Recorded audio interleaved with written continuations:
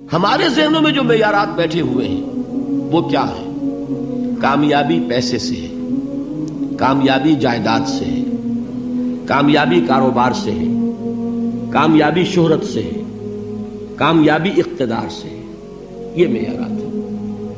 جو جتنا دولت مند اتنا کامیاب، جو جتنا مشہور اتنا کامیاب، جو جتنا پاپولر اتنا کامیاب، جو حکومت پر پہنچ گیا کامیاب، جس نے بڑا کاروبار جما لیا کامیاب، جس نے بہت جائیداد بنا لی کامیاب۔ یہی ہے اصل میں ساری بس کی گانٹھ۔ جو تصور کامیابی کا ہوگا اسی کے مطابق آپ کی بھاگ دوڑ ہوگی، اسی کے لیے جد و جہد ہوگی، اسی کے لیے توانائیاں صرف ہوں گی، اسی کے لیے دن رات کی مشقت ہوگی۔ یہ ہے اصل شے جس کی یہاں نفی ہو رہی ہے۔ کامیابی دولت سے نہیں، کامیابی شہرت سے نہیں، کامیابی اقتدار اور طاقت اور حکومت سے نہیں، بلکہ کامیابی ہے ایمان سے، عمل صالح سے، تواصی بالحق سے، تواصی بالصبر سے۔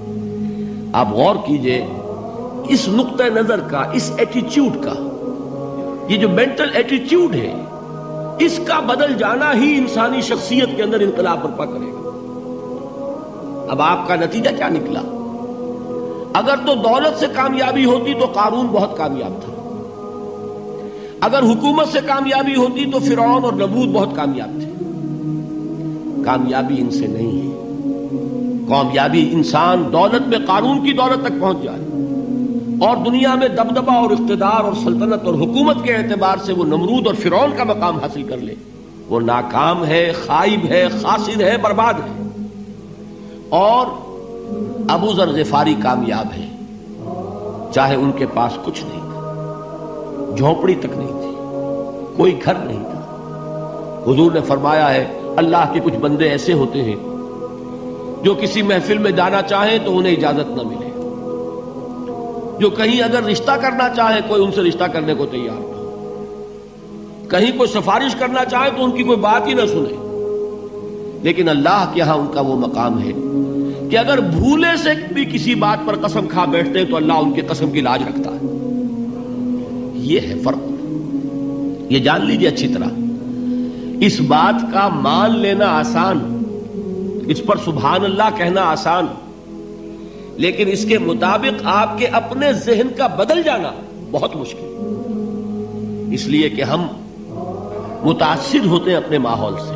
وہ بڑا محل ہے، دیکھ کر ایک دفعہ جھجری آتی ہے، وہ بڑی سی 20 فٹ لمبی کار سناٹے کے ساتھ آپ کے پاس سے گزر گئی، ایک دفعہ اعصاب کے اندر ارتعاش ہوتا ہے، محسوس ہوتا ہے بڑے یہ نصیبے والے لوگ ہیں، بڑے خوش نصیب، بڑے کامیاب، حالانکہ کچھ معلوم نہیں کہ یہی سب سے بڑی بد نصیبی ہو سکتا ہے کہ یہی سب سے بڑی ناکامی ہو۔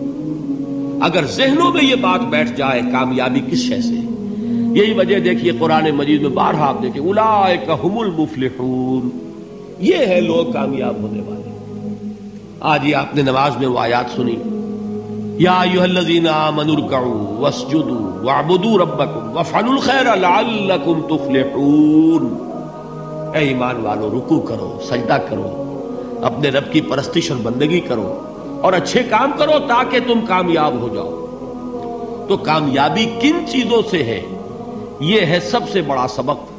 یہ ہمارے دل میں اگر بات بیٹھ جائے، ٹھک جائے، تو زندگی بدل جائے گی، صبح و شام بدل جائیں گے، نقشے بدل جائیں گے، بھاگ دوڑ کا رنگ بدل جائے گا، ویلیو سٹرکچر بدل جائے گا۔ آج وہ ایک چیز نہایت اہم نظر آ رہی ہے، کل نہایت غیر اہم نظر آئے گی۔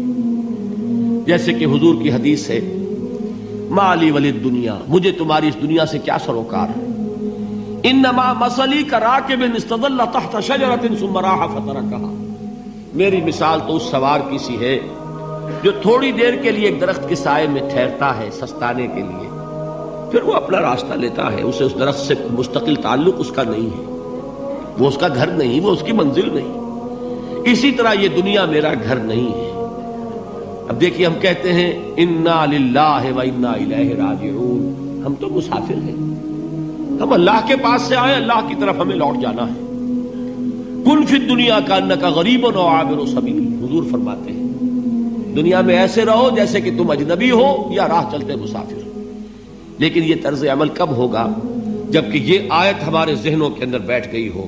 والعصر ان الانسان لفی خسر الا الذین آمنوا وعملوا الصالحات وتواصوا بالحق وتواصوا بالصبر. یہ ہے اصل بات جو میں نے عرض کیا تھا کہ میں بتاؤں گا صحابہ کیوں ایک دوسرے کو یاد دلاتے تھے. اس لیے کہ دیکھیے جیسے برف باری اگر ہو رہی ہو، آپ باہر نکلیں گے تو برف آپ کے کپڑوں پر جم جاتی ہے نا، تو آپ جھٹکتے ہیں کپڑوں کو تاکہ برف ہٹ جائے. ہمارے ایمان پر اس دنیا میں رہتے ہوئے جب ہم متاثر ہوتے ہیں ماحول سے تو گردہ آ جاتا ہے، برف پڑ جاتی ہے. اس کو جھٹکتے رہنے کی ضرورت ہے، اور وہ جھٹکنے کی بہترین اور مؤثر ترین شکل یہی ہے کہ یاد رکھو کامیابی ان چیزوں سے نہیں ہے. چمک دمک جو ہے دنیا کی، یہ ساری چمک دمک جو تمہیں رجھا رہی ہے، جو تمہیں اپنے اندر گم کیے ہوئے ہے. یہ لفظ گم پر اقبال کا وہ شعر یاد آ گیا کہ کافر کی یہ پہچان کے آفاق میں گم ہے، اور مومن کی یہ پہچان کے گم اس میں ہے آفاق. تم گم نہ ہو کر رہ جاؤ، اس میں مبہوت نہ ہو کر رہ جاؤ، مرعوب نہ ہو کر رہ جاؤ.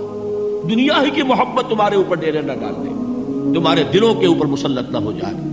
لہذا تازہ کرتے رہا کرو والعصر ان الانسان لفی خسر الا الذین آمنوا وعملوا الصالحات وتواصوا بالحق وتواصوا بالصبر. پھر یاد کر لو، پھر تازہ کر لو اپنے اس یقین کو کہ کامیابی دولت سے نہیں، کامیابی ثروت سے نہیں، کامیابی اقتدار سے نہیں، کامیابی شہرت سے نہیں، کامیابی جائیداد سے نہیں.